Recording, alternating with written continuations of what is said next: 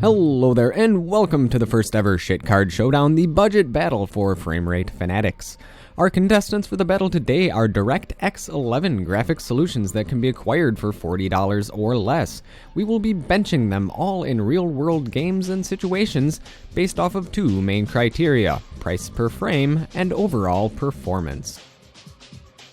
The graphics solutions we will be testing today will be the AMD HD 6350, the NVidia GT 610, the ATI 5850, the GTX 470, and finally with a special inclusion of the AMD A-8 7670K APU. Coming in at $10 used, the AMD 6350 is the cheapest card that we are testing. In fact, it's the cheapest DirectX 11 card that money can buy. With 80 stream processors, a core clock of 650 MHz, and only 512 MB of GDDR3 VRAM, it is, at least on paper, the weakest but cheapest card we will be testing today. The NVidia GT 610 is the newest graphics card solution that we are testing, coming in at $37 at any major e-retailer. This card comes with 48 CUDA cores, a base clock of 810 MHz, and our particular version comes with 1 GB of GDDR3 VRAM. The ATI 5850 is the oldest graphics card we will be testing today, coming in at $37.50 purchased used from eBay. Back when this card was new, it was quite high-end, so let's see how it stacks up today. With 1,440 stream processors, a core clock of 725 MHz, and 1 GB of GDDR5 VRAM, this is, on paper, even more powerful than the current generation consoles, so let's see how it stacks up to our competition. Speaking of competition, NVIDIA is putting up quite a strong fight with the next card, the GTX 470. I managed to snag this card for a mere $40 on eBay with free shipping. With 448 CUDA cores, a core clock of 607 MHz, and 1 1/4 GB of GDDR5 VRAM, this old powerhouse should be able to take on any modern game we throw at it. And finally, we have the AMD A-8 7670K APU. This is an interesting inclusion and needs some explaining. If you're going to be building a low-end PC, many people, when getting a CPU for the sub $100 price, may go for a Pentium series. However, I have access to one and I wouldn't touch it with a 10-foot pole. More on that in another video. I would highly recommend something with 4 threads for any modern day computer. So that's where this solution comes into play. The 7670K is a quad-core APU, a lower end one at that, which means that it is a GPU and CPU all in one. The CPU that it has is a 28nm fab 3.9 GHz unlocked quad-core, which is roughly analogous to the Athlon X4 860K for around $70. I managed to get the 7670K for $90, which brings the total graphical solution to around $20. So, what does the APU bring to the table graphically speaking?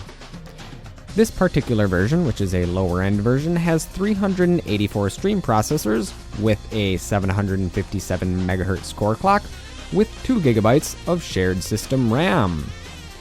Alright, well, let's find out how they all compare, shall we? The test bench for this showdown isn't going to be some massively expensive high-powered rig, because, let's be honest, if you're buying a $40 graphics card, you aren't going to be running it on an overclocked Skylake i7. So we are going to be keeping in theme with our low budget and using the AMD 7670K quad-core overclocked to 4.1 GHz, 8 GB of 2133 DDR3 system RAM, an ASRock FM2A88X mini ITX motherboard, a 7200 RPM 500 GB hard drive, and a fresh install of Windows 10, all in a mini ITX Corsair case. The games that we will be testing these cards with are an ensemble of popular low-end games, as well as a few new AAA titles, all at 1080p. Going through them quickly, we will be benching Counter-Strike Global Offensive on high settings, League of Legends on maximum settings, Grand Theft Auto 5 on low settings, Rise of the Tomb Raider on low settings, World of Warships on high settings, War Thunder Air Forces at high settings, and finally, to top it all off, we're going to be playing Skyrim at the default high preset. For each test, we will be awarding points to each card based on how they rank in each benchmark. The card with the highest overall accumulation of points in each category will be considered the winner. 5 points will be awarded for first, 4 for second, third for third, and so on in that fashion. As stated earlier, the two main criteria that we will be judging them on is price per frame and overall performance. Alright, let's get started with the benchmarking.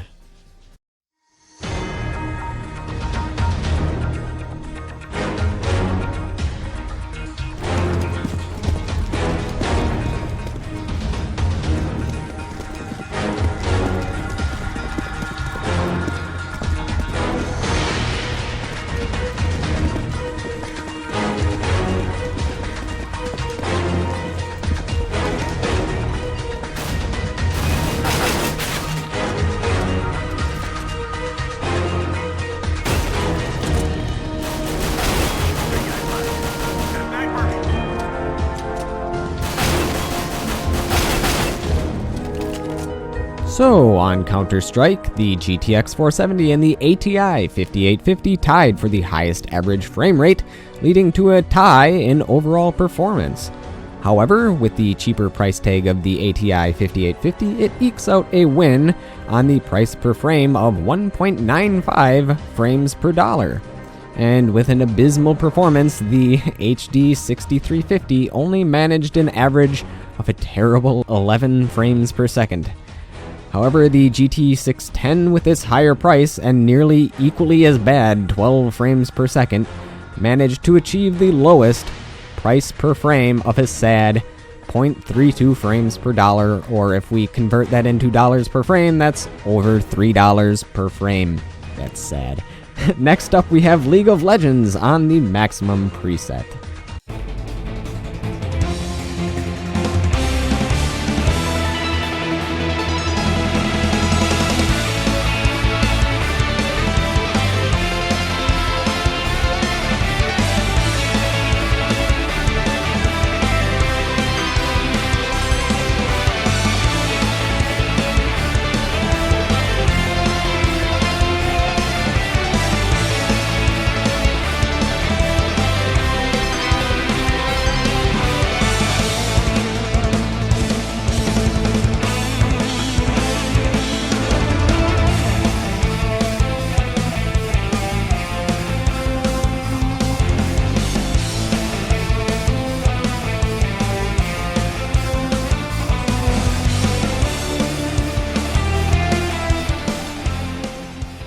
All of our cards here managed a playable frame rate, however the ATI 5850 comes out with the win again in both average frame rate and price per frame. The GT 610 managed to claw back a couple of points by having a respectable, almost average of 40 frames per second.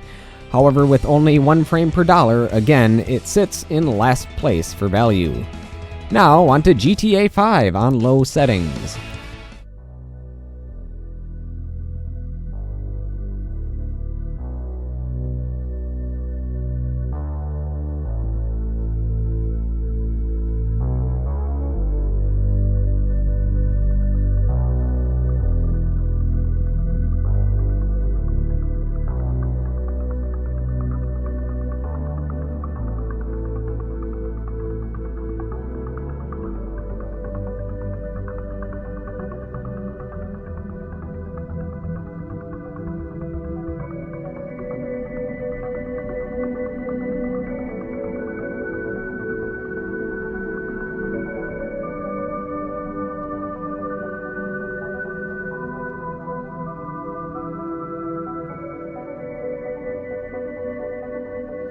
Come on!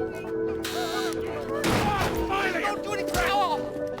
Let's go! Shut up! Shut the fuck up! Come on! In the back! Come on! Hands behind your back! Oh, come on, mister. We're giving you everything you want. Don't even think about it. Here, the GTX 470 walks away with a victory with an average of 66 frames per second. GTA 5 clearly favors Team Green with an across-the-board win for the 470. Despite that, the ATI 5850 did admirably with a playable 44 frames per second. However, as you can see, the HD 6350 here couldn't even run the game, so it gets a well-deserved last place on all of the tests.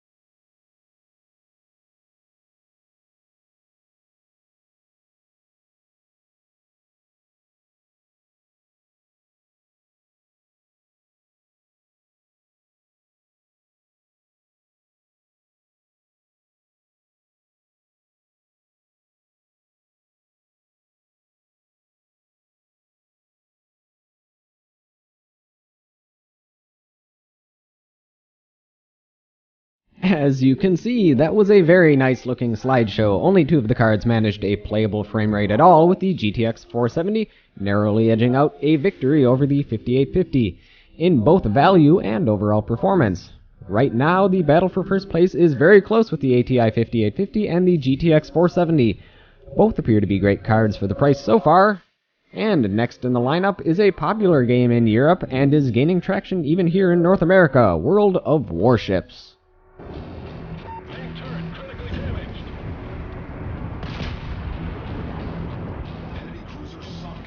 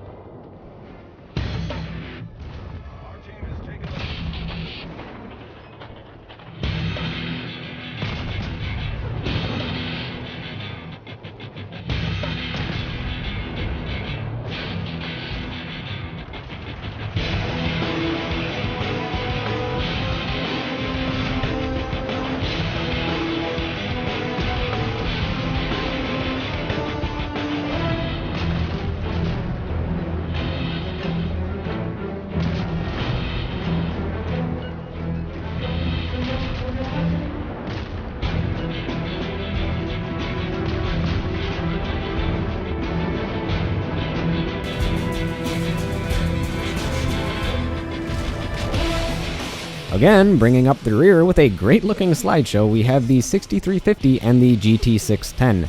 At a more playable frame rate, we have the 7670K.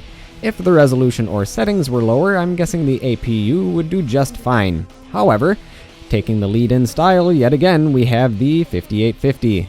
Just eking out in overall performance, but once again winning at the highest frames per dollar, the ATI card seems to be a very compelling value.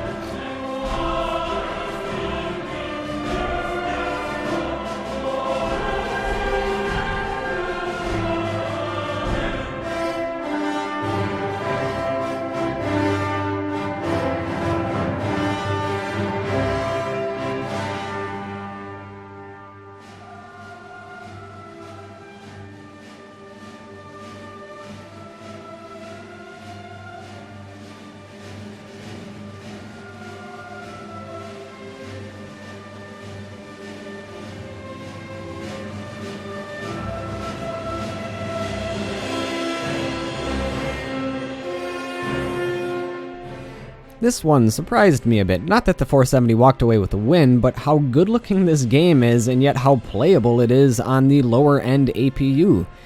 Even so, the GTX 470 walks away with a win with an average frame rate of an awesome 96 frames per second and a frame per dollar rating of 2.4. And as always, we have the sad little 6350 bringing up the rear with an average of 13 frames per second. Finally, let's take a look at our final benchmark, Skyrim.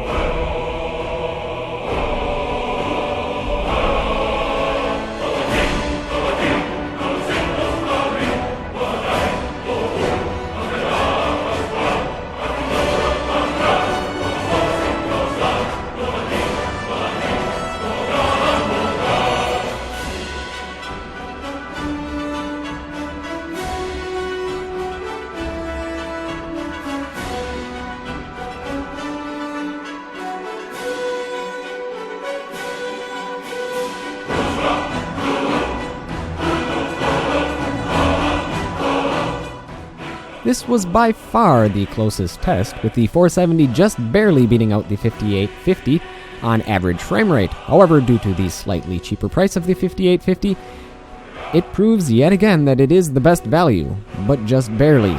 And finally, the GT610 proves once and for all it's not worth its price by, again, performing the worst in terms of value, but still managing to beat out the APU and 6350, who were tied for last place in overall performance. Now let's tally up the results and see which one came out on top. For the best value, frames per dollar, the winner is the ATI 5850 with a total of 32 points, closely followed by the GTX 470 with a total of 31 points.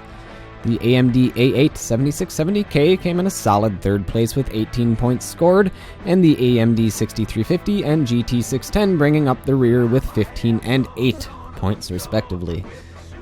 The best overall frame rate goes to the awesome NVidia GTX 470 with 33 points scored, followed by the ATI 5850 with 31 points.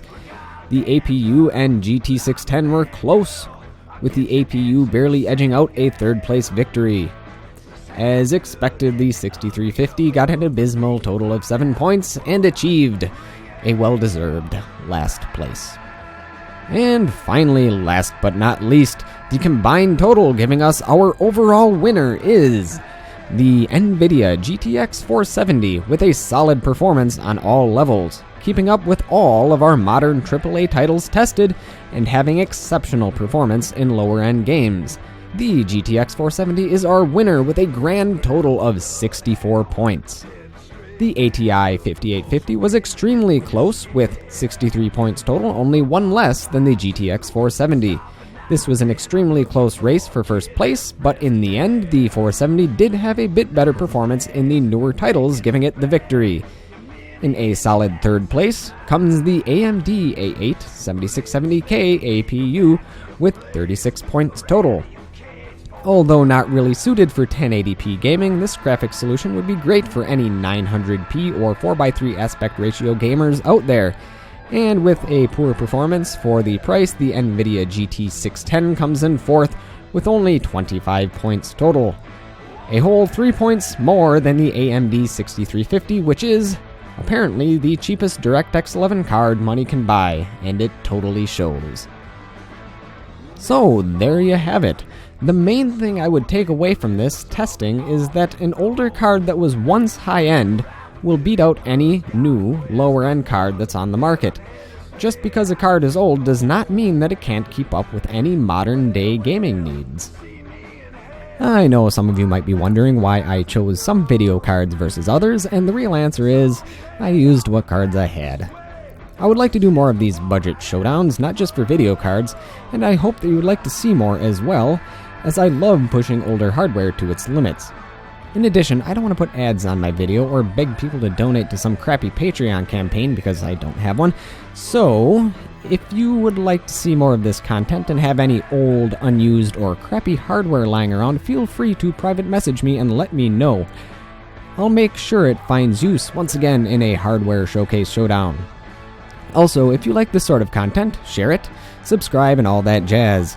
If you have any ways I could improve this format, make sure to let me know too. Critical feedback is always welcome. Alright, thank you folks for watching the first ever Shit Card Showdown. Let our frame rates be high and our prices low, and I'll catch you folks next time.